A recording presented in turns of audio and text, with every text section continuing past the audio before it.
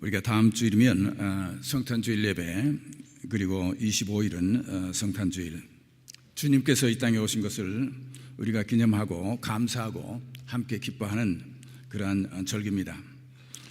오늘 읽은 이 이사야 9장에 있는 말씀은 이스라엘 백성들이 바벨론의 포로로 생활하고 있는 그런 처참한 환경에서 이제 메시아 그리스도께서 이 땅에 오실 것을 미리 예언하는 예언의 말씀이었습니다. 전에 고통하던 자에게는 흑암이 없으리로다.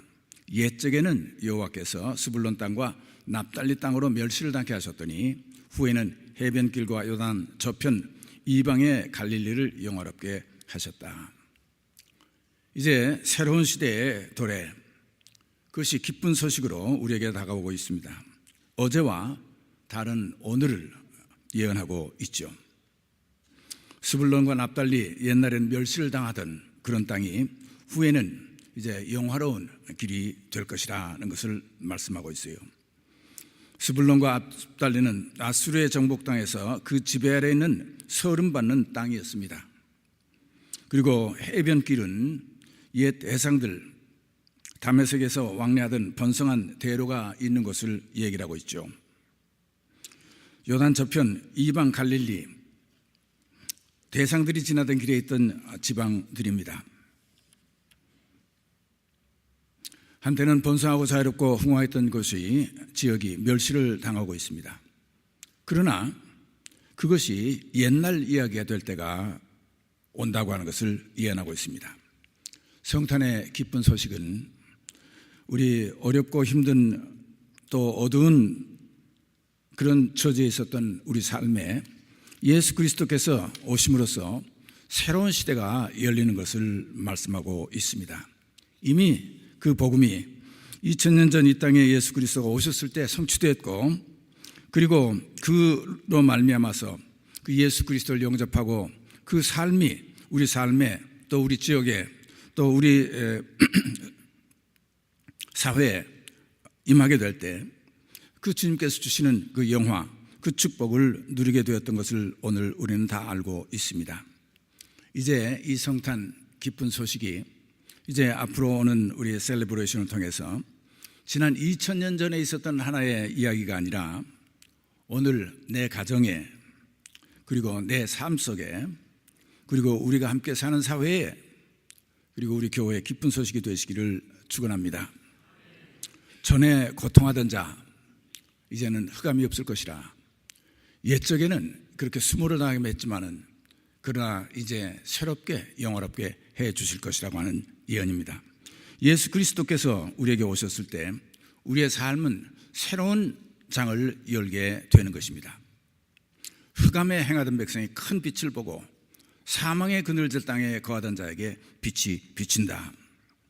이제는 이것이 복음이요 기쁜 소식입니다. 우리에게 새 시대가 왔구나, 새 광명의 때가 왔구나. 단순히 어두움의 빛이 아니라 찬란한 아름다움, 밝게 비춰서 보는 사람들이 우러러볼 만한 그런 시대가 우리 앞에 전개된다고 하는 말씀입니다.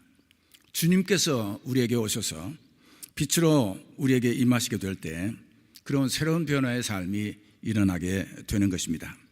참 아름답다. 저것이 어떻게 저렇게 아름답게 변했지? 저 빛이, 저 아름다움이 웬일이지? 사람들이 감탄할 만한 그런 곳이 되어야 됩니다. 여러분의 가정에 지금 우중충하고 어둠이 있었다고 하면 이제 예수 그리스도의 빛이 여러분의 가정을 비춰서 완전히 새로운 시대를 열게 되시기를 주의 이름으로 축원합니다. 우리의 삶도 마찬가지예요. 개인의 삶에도 어둡고 음침한 골짜기를 다니던 우리의 삶이었다고 하면 이제는 삶에도 주님의 빛으로만 해서 새로운 영광의 시대가 열려지게 되기를 바랍니다. 우리 교회도 마찬가지예요. 우리의 새로운 시대가 왔지만 예수 그리스도의 빛이 우리를 비치지 않고는 우리에게는 새로운 시대가 열리는 것은 아닙니다.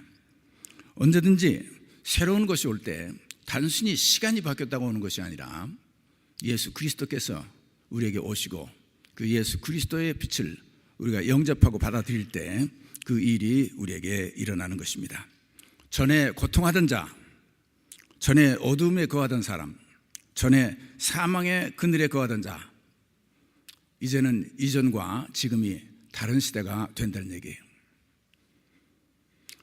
내가 살고 있는 현 주소가 어느덧 왜 내가 여기에 와 있지 하고 물어볼 때 지금 어디에 있습니까?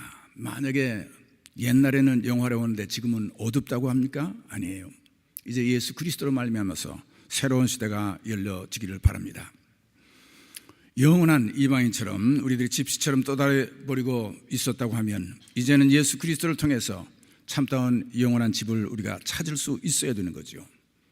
우리가 희망이 없이 목적 없이 우리 삶이 방황하고 있었다고 하면 이젠 주님께서 밝히 보여주시는 그 하늘, 그 그리스도에 주시는 그 희망이 우리에게 비전이 되어서 이제 분명한 목적을 가지고 그 길을 향해 걸어가는 사람이 되죠. 아무리 괴롭고 처참했던 과거였다 할지라도 그것이 과거라는 시간으로 바꿔주고 그리고 밝은 빛이 현재 내 삶을 비치게 될 때 우리에게는 새로운 시대가 열립니다. 시대를 바꾸고 삶을 바꾸는 그 시간이 도래했습니다. 어둡고 기나긴 고통스러운 밤이 다시 지나고 새날이 밝게 됩니다. 그러나 그것은 그냥 오는 것이 아니라 예수 그리스도께서 오실 때 그리고 빛으로 우리에게 임하실 때 그 일이 일어나게 됩니다. 주님께서 빛으로 오셨다고 말씀하시고 있어요. 그래서 사망의 음침한 그늘, 흑암에 행하던 백성이 큰 빛을 보고 사망의 그늘진 땅에 거하던 사람에게 빛이 나타났다라고 말씀하죠. 세상에 요한복음에 보면 빛이 왔지만 그 어두움이 빛을 깨닫지 못했다고 그랬어요. 빛을 받아들이지 않으면 밝게 밝혀지지가 않는 것입니다. 실제로 해변길, 요단강길이 영화롭게 되기 전에 그곳은 많은 대상들이 지나다던 길이었습니다. 길목이었어요. 아수르, 바벨론 쪽에 있는 또 애굽 이 길을 정말 값진 물건들, 보화들, 또 아름다운 옷들, 무역하는 상품들을 대상들이 낙타에 싣고 통과했던 지역들이에요. 그런데 아무리 아름답고 값지고 굉장한 물건들이 그 앞을 지나갔어도 통과하는 길이 되어버리고 나면 아무런 소용이 없습니다. 그 부귀를 누릴 수가 있는 곳이 아니에요. 그냥 지나가는 길목이에요. 그리고 부를 누리고 그 아름다움을 만끽하고 그리고 좋은 것들을 가지고 누리고 살 수 있는 땅은 그것이 풀려서 그 안에서 서로 교환이 되고 그래서 자기 삶에 그것이 적용되고 쓰여질 때 그것은 문명이 이루어지고 아주 아름답고 부한 영광스러운 그런 삶들을 살게 되는 것이죠. 그러나 수많은 그 대상들이 그 굉장한 것들을 싣고 그 길을 아무리 많이 통과해 지나갔다 할지라도 그것에는 아무런 의미가 없는 것입니다. 우리가 빛이 예수 그리스도께서 빛으로 이 세상에 오셨습니다. 그런데 예수 그리스도께서 빛으로 오시는데 그 빛이 우리를 통과해버리면 소용없어요. 그 빛을 우리가 받아들이고 이곳에서 그 빛이 밝게 비춰질 수 있어야 된다는 얘기예요. 저는 그 우주 그 비행사들 더군 그 인공위성이 올라가고 그래서 우주 사진들이 우리에게 전개될 때 한 가지 놀라운 것을 보는데 뭐냐면 그 찬란한 해가 태양이 빛을 보내주기 때문에 우리 이곳에는 굉장히 밝게 살고 있습니다. 지상에서는. 그런데 그 빛이 통과하는 우주는 공간은 어둡다고 하는 사실입니다. 빛이 통과를 했는데 해양에 더 가깝기 때문에 더 밝아야 될 거 아니겠어요? 그런데 그 엄청난 빛이 통과해서 지구에 와 닿았지만은 왜 빛이 통과한 자리는 그렇게 어둡죠? 반사체가 없기 때문에 그래요. 대기권에 빛이 들어오기 시작하면 이제 작은 파티클들 이런 것들이 있고 그 다음에 땅에 도착하면 우리 사람이 있고 모든 물건들에 의해서 빛이 반사가 되기 시작해서 이곳이 밝아진 겁니다. 반사할 수 있는 물체들이 없는 매개체가 없는 곳에는 빛은 그냥 통과할 뿐이지 아무런 의미를 갖지 못하는 것입니다. 하나님의 놀라운 축복도 마찬가지예요. 그 놀라운 축복도 우리가 말로 전하고 그저 통과해서 우리에게 지나가고 있을 때 많은 사람들은 그 대상들이 물건을 싣고 그 땅을 지나가는 것과 마찬가지로 그 하나님의 굉장한 블레싱, 엄청난 일들이 우리의 삶 주위를 수없이 지나가지만은 내게는 아무런 의미가 없을 때가 있다는 것을 알아야 됩니다. 태양빛이 지구 위에서는 그렇게 우리를 밝게 밝혀주고 있는데 그 빛과 열이 통과하는 우주 공간은 어둡기만 한 이유가 바로 그것이죠. 여러분, 실험을 만약에 하기 위해서 어두운 암실을 만들었습니다. 벽도 천장도 바닥도 전부 이 빛을 반사하지 못하는 아주 검은 천으로 전부 만들어 놨어요. 그리고 그 안에는 이 빛을 반사할 수 있는 물건이 하나도 없습니다. 그것에 여러분 촛불 하나를 켜놓고 그리고 조그마한 구멍으로 그 속을 들여다보세요. 아무것도 안 보여요. 아무것도 볼 것이 없어요. 벽도 안 보이고 바닥도 안 보이고 위도 안 보여요. 촛불만 보입니다. 반짝이는 촛불만 보이죠. 그러나 그곳에 검은 천을 걷어버린다고 하면 그 다음에 그 안에 있는 모든 것들이 우리 눈에 띄게 되는 것이죠. 우리 삶이 막힌 공간이 되어버리고 아무 반사할 수 있는 빛을 반사할 수 있는 사람이 없다고 하면 이것은 밝은 것이 못 돼요. 우리 교회도 마찬가지입니다. 여러분의 가정도 마찬가지예요.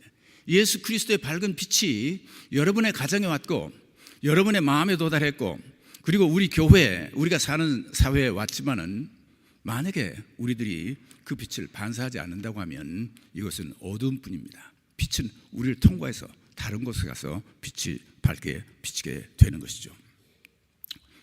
흑암에 행하던 백성, 사망의 그늘질 땅에 거하던 사람들, 왜 빛이 있었음에도 불구하고 그 빛이 우리 삶에 영향을 미치지 못할 때에는 우리는 어두운 속에 살고 있는 거죠. 여러분, 우리가 함께 모였을 때 서로 얼굴 한번 보세요. 만약에 우리 플러싱 제1교회 교인총회 때도 그렇게 얼굴이 밝지는 않았어요. 정말 밝았으면 얼마나 좋겠어요. 전부 어두우면 빛이 반사가 안 되고 있는 겁니다. 여러분이 은혜를 받았고 이제 새로운 우리 플러싱 교회의 새 시대가 도래했고 했다고 하면 여러분 밝아야 되잖아요. 그래서 그 밝음이 서로 비춰서 우리 전체가 환하게 밝아져야 되는 것이죠. 그런데 만약에 우리들이 각각 다른 생각들을 가지고 있고 마음속에는 예수 그리스도의 복음이라든가 하나님의 뜻이라든가 이런 것들은 자주를 감추고 내 이기적인 생각들이 모두 마음을 차지하고 있으면 결국 우리 얼굴에서 빛이 반사가 되지 않죠. 그러면 비록 우리는 예수 그리스도의 복음을 얘기를 하고 있고 사랑을 얘기하고 있고 우리 교회 미래를 얘기해도 그것은 우리들의 얘기일 뿐이지 하나님께서 우리에게 주시는 이 빛이 우리에게 와서 이제 이곳에 정착해서 이곳을 밝히는 역할은 하지 못하는 것이죠. 예수 그리스도의 빛이 우리 중에 와서 반사가 돼야 돼요. 여러분과 저 한 사람 한 사람의 마음속에 그 빛이 들어와서 우리가 밝아지기 시작해야 그 다음에 우리 교회가 밝아지는 거죠. 우리가 밝아지기 시작해야 우리 가정이 밝아지는 거죠. 이것이 빛을 교회, 우리 사회에 사는 공동체 인원들이 다 이 빛으로 밝아져야 우리가 사는 사회가 또 밝아지는 거죠. 만약에 그 빛이 빛을 잃으면 여전히 캄캄한 어둠이요 그리고 사망의 그늘진 곳에 우리가 산다는 것이죠. 빛이 통과해버리는 그러한 우리가 되지 않아야 되죠. 이번 성탄절을 맞이해서 중요한 것은 우리가 빛을 통과시키는 장소가 아니라 빛이 우리에게 임하는 우리가 영접해서 이곳에 밝아질 수 있는 그런 것이 되어야 되죠. 요한복음에 있는 빛이 세상에 왔지만 어둠이 빛을 깨닫지 못했다는 얘기는 반사할 수 있었던 게 없었다는 얘기예요. 받아서 밝히지를 못했다는 얘기예요. 그러면 어두운 세상일 뿐입니다. 성탄절에 가져온 기쁨과 평강, 주님께서 빛으로 오신 이 어둠을 밝히는 이 놀라운 것들이 이 속에서 밝혀질 때 그때 아름다움이 나타나게 되는 것이요 옳고 그른 것들이 선이 그어지게 되고 그리고 더럽고 추한 것들은 같이 없애고 그리고 아름다운 것을 가꿀 때 이 우리가 사는 것은 아름답고 밝고 생명이 넘치는 세상이 될 수 있는 것입니다. 주께서 이 나라를 창성하게 하시며 그 즐거움을 더하게 하사 탈취물을 나누는 때의 즐거움같이 그들이 주의 앞에서 즐거워한다라고 또 예언하고 있어요. 빛이 우리에게 와서 어둠은 밝혔지요. 진정으로 빛이 우리의 삶에서 어둠을 밝히는 여러분의 빛을 받고 그리고 반사해서 그래야 우리 주위를 밝히는 우리가 되어야 되겠죠. 두 번째, 이 성탄 예수 그리스도께서 우리에게 오셨을 때 주신 이 블레싱은 마치 나라를 창성케 해서 즐거움을 더하게 하신다 하셨어요. 탈취물을 나누는 때의 즐거움같이 그들이 주 앞에서 즐거워하리로다. 이 말씀을 잘 읽으면 우리가 남의 것을 빼앗아서 참 신난다, 우리가 지금 뺏었으니까 얼마나 수지가 맞았느냐 하는 얘기를 여기 탈취물을 가졌기 때문에 즐거워하는 것이 아니라 탈취물을 나눌 때의 즐거움 같다는 얘기를 했어요. 이 말씀을 잘 생각해 보세요. 전쟁에 싸웠어요. 그래 싸워 승리했습니다. 그러면 이제 저쪽에 가지고 있던 모든 것들을 우리가 빼앗았잖아요. 우리가 다 빼앗아가서 정말 억울하게 살던 사람, 정말 어렵게 살던 사람들이 이제 이번엔 정리에 승리해서 이제 모든 것이 우리 것이 됐어요. 뺏어서 내 것이 되었다고 해서 기쁨이 아니라 탈취물을 나눌 때의 기쁨이라고 하는 것은 이제 전리품들을 우리가 함께 나눌 때의 기쁨입니다. 공동체의 기쁨을 얘기를 하고 있고 나누는 기쁨을 얘기하고 있다는 사실을 우리가 잘 보셔야 돼요. 저는 이제 영화, 옛날 서부 영화 무슨 이런 그걸 보면요, 이제 뭐를 싸우기 위해서 남의 것을 빼앗기 위해서는 같이 힘을 모으고 해가지고 싸우더라고요. 그런데 이제 다 해서 싸워서 이겨 뺏은 다음에는 그 다음에는 또 자기들끼리 또 싸워. 이제는 그거를 내가 혼자 가져야 되니까 저쪽을 죽이기 위해서 또 싸우더라고 말이죠. 이것은 탈취물에 나누는 기쁨이 아닙니다. 여전히 끝까지 싸우고 빼앗는 일이죠. 그것은 어둠의 일이요, 사망의 그늘, 사망을 초래하는 길이죠. 함께 나누는 기쁨을 여기서 강조한 것은 우리의 전쟁에 승리했어요. 이제 우리가 탈취물들 모든 것들을 우리가 이제 누릴 수 있을 때 이것은 혼자 누리는, 이건 내가 다 갖고 저 사람은 없애야 되겠다, 또 우리의 적을 만들어 싸우는 것이 아닙니다. 우리가 함께 나눌 수 있는 기쁨을 가져야 되는 것입니다. 전적으로 프로싱 제일교회도 이제는 함께 나누는 기쁨을 가질 때입니다. 탈취물을 나누는 때지 또 우리끼리 또 싸우는 때가 아니에요. 우리 남한도 마찬가지입니다. 이북하고 남한이 강합니까? 이북이 강합니까? 여러분, 남한이 강하다고 하죠. 그런데 제 걱정되는 게 하나 있어요. 남한이, 이북은 아무리 독재라 하고 그렇다 해도 딸딱 뭉쳐 있습니다. 남한은 지금 서로 자기들끼리 물고 뜯고 싸우고 있어요. 같은 국회 안에도 싸우고 있어요. 사랑하는 성도 여러분, 우리 교회 프로싱 제일교회가 지금 참 건물도 있고 성도님도 많이 남아 계시고 다 있죠. 그렇지만 우리끼리 또 싸워요? 또 누가 누구 것을 갖고 이제는 우리 것 중에 우리가 함께 나누고 함께 손잡고 일하는 때에 참다운 예수 그리스도께서 오셔서 가져오는 축복이 우리 것이 된다는 것은 사실이에요. 여러분, 가정도 마찬가지입니다.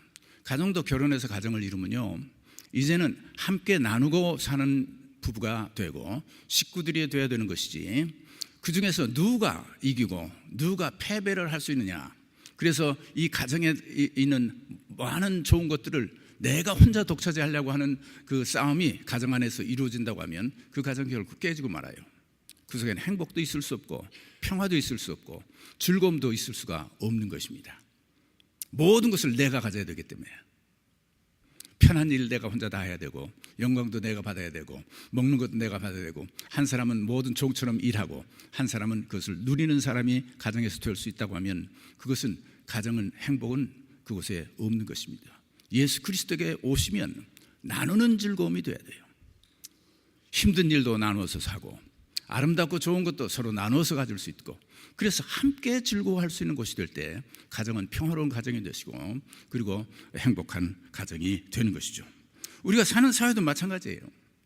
이제 우리에게 하나님께서 좋은 기회를 주셨으면 이제 예수 그리스도께서 오시면 이 탈취물을 함께 나누는 기쁨을 갖게 된다는 얘기입니다.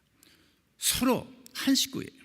같이 서로 아름다움을 나누고 힘든 일들도 서로 나눠서 같이 할 때 그곳에 참다운 평화가 있고 그곳에 참다운 예수 그리스도께서 주시는 그 기쁨이 있는 거죠. 사망의 음침한 그늘, 그 그늘 어두움에 있었던 백성들이 이제 예수 그리스도께서 오셔서 그 짙게 두려운 그 그림자, 그걸 다 밀어내고 우리가 함께 영광을 나눌 수 있고 서로 함께 힘을 합칠 때 이제 사망의 어두움은 사라지고 이제 새 시대가 도래하게 되는 것입니다. 서로 싸움이 계속되는 동안 결국 피창안의 패배 승자를 맛볼 수밖에 없고 스스로 망할 수밖에 없어요. 이제 그 싸움은 우리에게 끝났습니다. 서로 물고 뜯고 내가 살고 봐야겠다고 나서는 것이 아니라 이젠 서로 상대를 위하고 서로 좋은 것들을 상대에게 베풀고 그리고 서로 손을 잡고 갈 때 예수 그리스도께서 가져오신 참다운 축복과 평화가 진정 우리 것이 되게 되는 것이죠. 이스라엘 백성들이 광야 40년 생활할 때 놀라운 사건들이 있었습니다. 광야에 들판에 하얀 만나가 깔렸어요.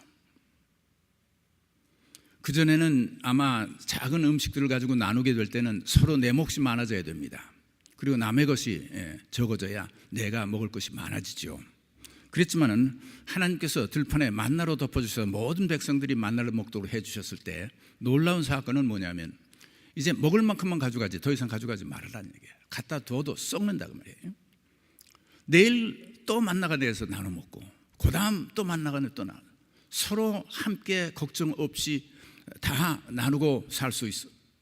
내 것을 많이 쌓아야 내 몫이 많아지는 것이 아니라 내 것을 먼저 주었으면 옆에 사람 빨리빨리 줍지 못하는 사람에서 그 주어서 그 사람에게 나눠주고 그래서 모든 사람이 풍족하게 먹고 함께 기뻐할 수 있었던 그 시절이 그 만나의 기적이에요. 광야에서 물이 없어 야단할 때 바위를 치니까 물이 바위에서 쏟아져 나오기 시작했습니다.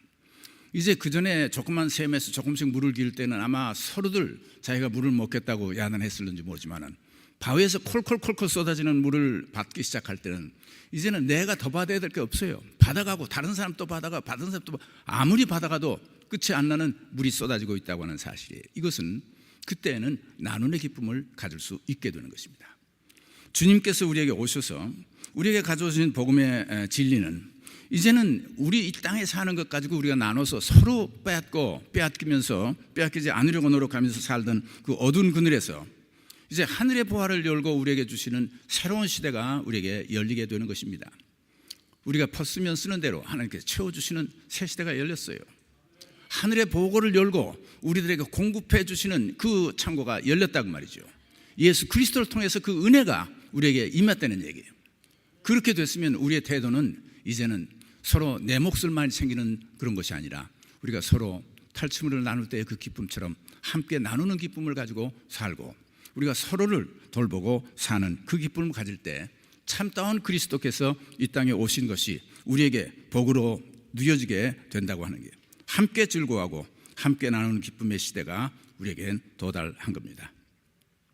주께서 이 나라를 창성케 하시며 그 즐거움을 더하게 하셨으므로 추수하는 즐거움과 탈취물을 나눌 때의 즐거움 같이 그들이 주 앞에서 즐거워한다. 나누는 즐거움처럼 즐거워한다. 탈취물이라는 말이 들으니까 빼앗는 거라고 해서 계속 빼앗는 거로 생각하는데 사실은 싸움이 끝났습니다. 로마서에도 말씀하죠. 우리가 넉넉히 이기는 이라는 말은 more than conqueror라는 말이에요. 우리가 싸워서 이기는 사람이 정복하는 사람이 아니라 우리는 그 이상이에요. 정복하기 끝난 다음에 참다운 평화를 누리는 시대가 왔을 때 우리가 평화롭게 나누고 살 수 있고 함께 즐거워하고 살 수 있는 그 시대가 도래했다는 것입니다. 우리는 계속 싸우는 사람들이 아니에요. 우리는 평화를 위해서 평화를 누리고 사는 사람들이죠. 하나님께서 이 세상에 주신 가장 귀한 선물 예수 그리스도십니다. 이는 한 아이가 우리에게 낳고 한 아들을 우리에게 주신 바 되었는데 그 어깨는 정사를 메었고 그 이름은 기묘자라 모사라 전능하신 하나님이라 영존하시는 아버지라 평강의 왕이라 할 것입니다. 그 정사와 평강의 다음이 무궁하며 또 다윗의 위에 앉아서 그 나라를 굳게 세우고 지금 이후로 영원토록 공평과 정의로 그것을 보존하실 것이라. 만군의 여호와의 열심히 이를 이루시리라. 저는 하나님이 이루시는 일을 믿고 있습니다. 예수 그리스도께서 이 땅에 오셨을 때 하나님이 이 땅에 육신의 몸을 입고 오신 것이에요. 그는 정사 모든 걸 다스리는 권리를 가지고 있었고, 그는 기묘자요 모사요 전능하신 하나님이여 영존하시는 아버지라 불림을 받는 분이죠. 영원히 위해서 다스릴 분입니다. 예수 그리스도를 받아들일 때 두 가지로 받아들이는 사람들이 있어요. 하나는 예수 그리스도를 우리의 수단으로 받아들이는 사람이 있습니다. 복음이 내 삶을 주장하고 내 삶을 다스리고 내 삶을 그 앞에 복종시키는 그런 삶이 아니라, 어떤 사람들은 복음을 내가 사용하고 있고 예수 그리스도를 내가 내 입으로 팔고 있고 그리고 이용하고 있고, 그래서 예수 그리스도를 자기 수단으로, 하나님의 말씀들을 다 자기 수단으로 사용하는 사람들이 있어요. 그렇게 하면 굉장한 일을 이룰 것 같지만은 실제로 하나님의 아들 이 땅에 오신 예수 그리스도를 우리가 맞아서 영접할 때 그는 내 수단으로 내가 소유하는 것이 아니라 이제 내게 오셔서 내 삶의 주인이 되시는 것입니다. 모든 것을 그 앞에 복종하고 그분이 다스림 안에 영원히 살게 될 때 그분의 통치, 영원한 통치가 정말 우리에게 평강을 이루고 공평과 정의로 우리 삶에 다스려 주시고, 그리고 하나님의 열심히 이것을 우리 삶 속에서 이루게 된다고 하는 것이죠. 사랑하는 성도, 이번 성탄은 예수 그리스도를 여러분이 마음대로 그냥 사용하는 도구로 받아들이는 것이 아니라 예수 그리스도께서 가져온 이 빛이 우리에게 어둠을 밝히는, 통과하여 지나가는 것이 아니라 우리의 삶을 밝히는 빛이 되고 이곳에 정착할 수 있도록 도와주시고, 그리고 그리스도께 가져온 이 평강이 우리에게 나누는 기쁨을 함께 누릴 수 있도록 해주시고, 그리고 하나님으로 예수 그리스도 오신 그분이 우리의 주가 되시고 우리의 주인이 되시기를 주의 이름으로 축원합니다.